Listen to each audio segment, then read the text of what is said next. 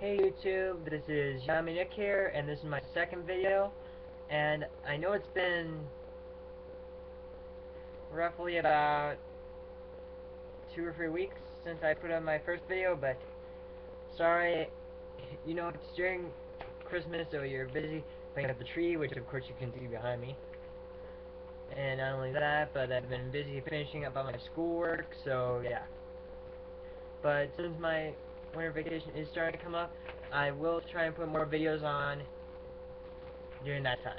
Especially since my best friend's sister wants to learn how to play Yu-Gi-Oh!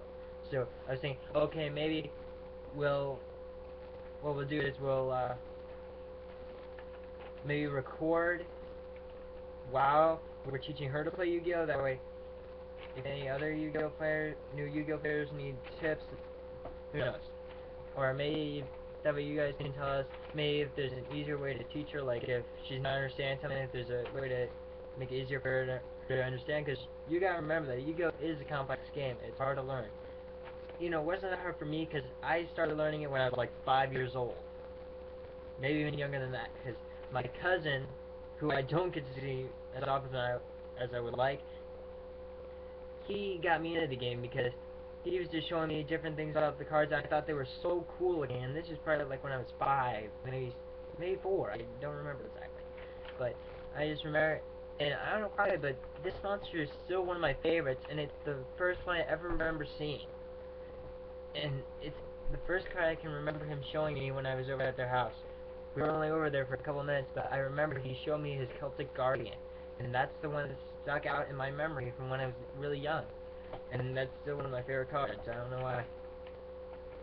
So yeah, today I'm going to be asking you guys a little tip on my deck profile that I've got right here. I haven't got the cards yet, so I want to kind of ask you guys what maybe I should change before I go and get the cards at my locals. So yeah, because I'm not just thinking about using this for myself, but maybe making one of these decks for me, and then one for my friend's sister to use, because it's a simple deck, good for a beginner, but it's good.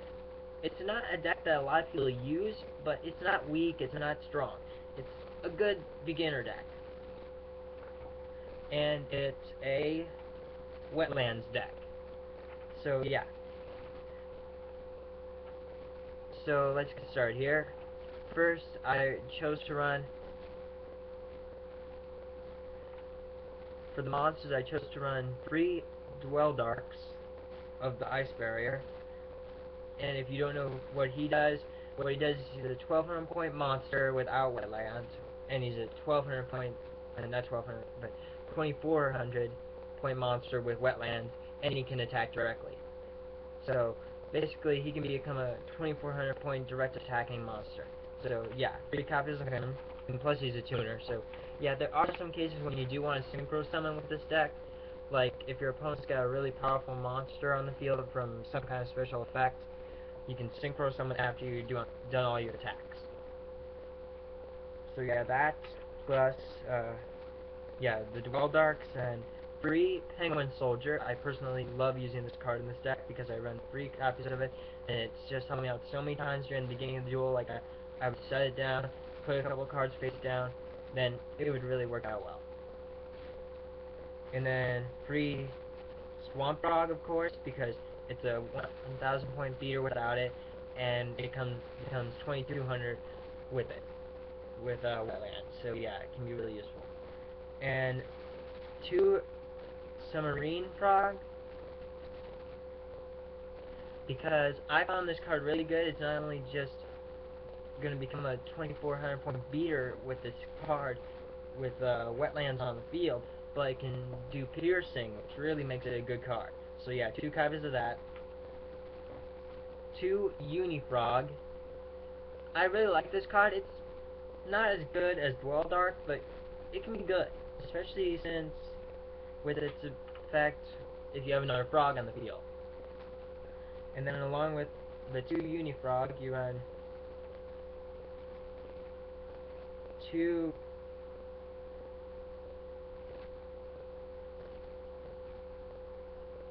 Primamancer.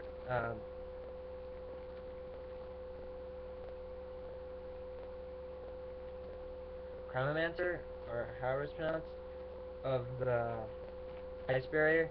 I run 2 copies of him because not only is he a tuner, but if I have one of my Dwell Darks on the field, I can just make it into a pretty much a gravity bind.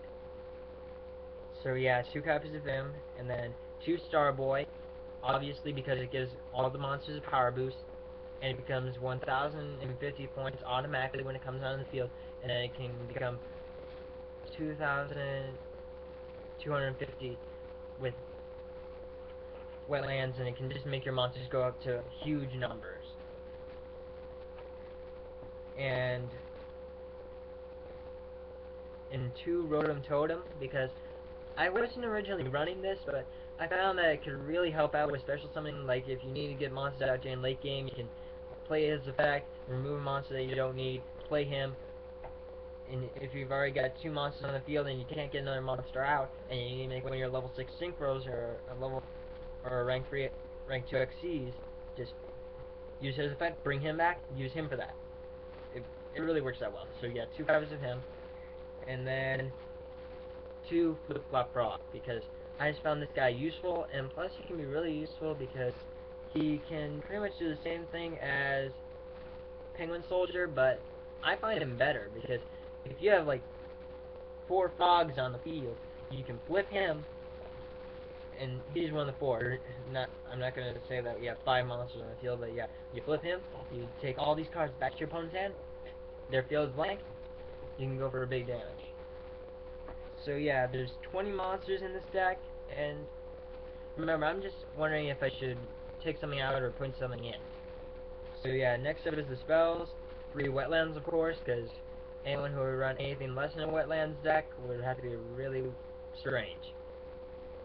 Then 2 Swords of Villain Light to protect your monsters if you can't get a wetlands.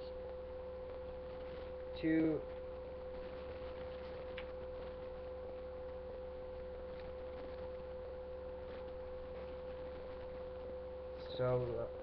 sorry guys, I can't pronounce it. But the card that a lot of people use.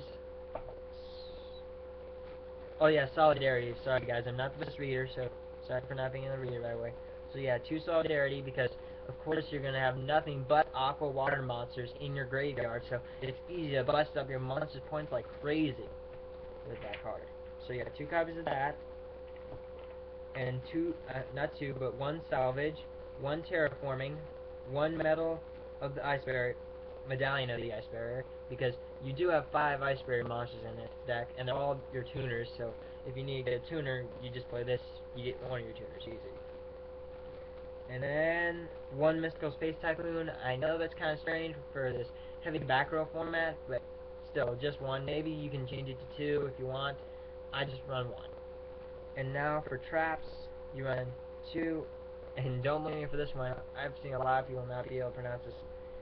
I'll just put it up here because I'm not going to even try it because it's just such a hard name to pronounce. Sorry guys, I gotta try and find the right lighting. Well, yeah, it's, I'm gonna skip the first word of the Ocean Dragon Lord. So, yeah, if you guys know what that card is, because it's only skipping the first word, I'm just not able to pronounce it, and a lot of people have trouble with that one's name. And after that, because it stops your level 2 or lower water monsters from being destroyed by a battle or a card effect, so, yeah, if you're gonna be going on for an attack, and you're afraid of all the face-down cards your opponent's got, just play that. None of your monsters will be affected at all. Just it. So yeah, 2 copies of that. Then 2 Mirror Force, because you need it to protect your monsters. And 2 Dimensional Prison to help with what Mirror Force doesn't do. Well, not what it doesn't do, but when you don't want to use 1. So yeah, 2 copies of that. And then, because you have such a reliance on wetlands, I put in free Dark Bribe. That's why I didn't put in all those Mystical Space Typhoons, because I figured the Dark Bribes would do most of the job. And next is the extra deck. I know most people don't actually use an extra deck, but there are some tuners that you can use with this deck that I've talked about, that you can use to make level 6 synchros, or even level 8 synchros, pretty easily. I didn't put any level 8s in this because I'm thinking, what are the chances I have 4 monsters on the field and I'm going to want to synchro summon? Mostly, I'm just going to be wanting to beat my opponent down with all the monsters. So yeah, there's going to be 2 number 96 Dark Mist. I really like his ability, and actually, I have used him, but my opponents haven't been really dumb enough to actually try and attack me. And then 2 Gaia Knight, the Force of Earth, and 1 Flame Veil Urin Quaka.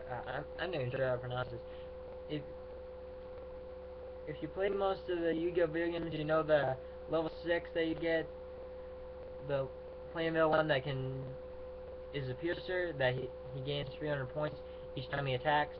That's the one I'm talking about. So yeah, I know you're thinking, why don't I run a different level 6 than him? But I'm thinking, you might need a more powerful piercer than Frog. So I was just thinking, that might be a good idea. So yeah, there's a total of, let's see, okay, 20 monsters. I'm not exactly sure, I'm not going to count them up. So yeah, just give you some recommendations on what I should run in this deck, and I'll see you guys in the next video. Actually, I might make another video right now since I'm not busy. Yeah, I think I'll do that. So, I'll see you guys in a second, and, you know, leave your comments, give me some tips on what I should run in this deck, you know, the usual.